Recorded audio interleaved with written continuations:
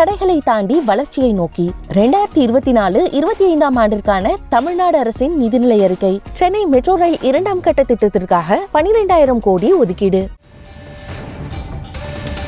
காங்கிரஸ் கட்சியிலிருந்து விலகி நேற்றைய தினம் பாரதிய ஜனதா கட்சியில் இணைந்த சட்டமன்ற உறுப்பினர் விஜயதாரணி தனது எம்எல்ஏ பதவியை ராஜினாமா செய்திருக்கிறார். கடந்த 3 முறையாக தொடர்ந்து அவர் விளவங்கோடு தொகுதியில் காங்கிரஸ் சட்டமன்ற உறுப்பினராக தேர்வாகியிருந்தார்.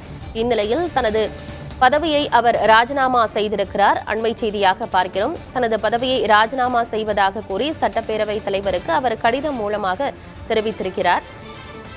இதனைத் தொடர்ந்து அந்த குறிப்பிட்ட தொகுதியில் விரைவில் இடைத்தேர்தல் நடைபெறுமா என்ற கேள்வியும் எதிர்பார்ப்பும் எழுந்திருக்கிறது. விவரங்களோடு செய்தியாளர் விக்னேஷ் முத்து இணைந்திருக்கிறார்.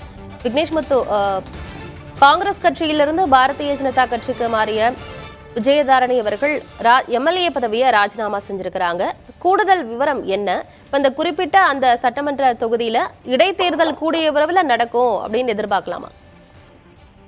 ஆனந்தி, காங்கிரஸ் கட்சியிலிருந்து விலகி நேற்றைய தினம் டெல்லியில் மத்திய இணையமைச்சர் எல் முருகன் முன்னிலையில் பாரதிய ஜனதா கட்சியில் தன்னை அதிகாரப்பூர்வமாக விஜயதாரணி எம்எல்ஏ தன்னை இணைத்துக் கொண்டார்.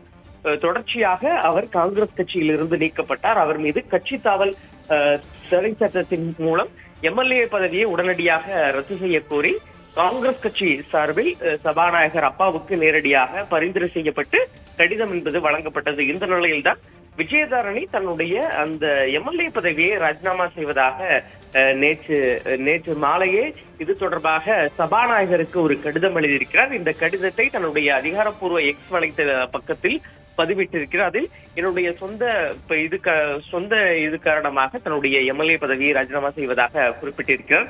இதன் மூலம் அவர் நேரடியாக தன்னுடைய எம்எல்ஏ பதவியை உடனடியாக இழக்கிறார். அதே நேரத்தில் நீங்கள் குறிப்பிட்டது போன்ற இந்த விளவங்கோடு சட்டமன்ற தொகுதிக்கு விரைவில் இடைத்தேர்தல் என்பது வர இருக்கிறது.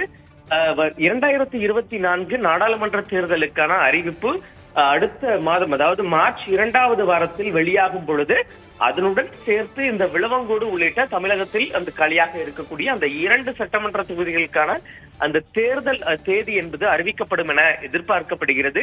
விஜயதாரணியை பொறுத்தமட்டில் வருகிற அந்த நாடாளுமன்ற தேர்தலில் பாரதிய ஜனதா கட்சி சார்பில் களமிறங்க வாய்ப்பு இருப்பதாக சொல்லப்பட்டிருக்கிறது. அதே நேரத்தில் பாஜக சார்பில் ஒரு முக்கிய பொறுப்பு அவருக்கு விரைவில் வழங்கப்படும். அதனால்தான் அவர் தன்னுடைய எம்எல்ஏ பதவியை ராஜினாமா செய்துவிட்டு பாரதிய ஜனதா கட்சியில் அதிகாரப்பூர்வமாக இணைத்துக் கொண்டிருப்பதாகவும் நெருங்கிய வட்டாரங்கள் தெரிவிக்கிறது.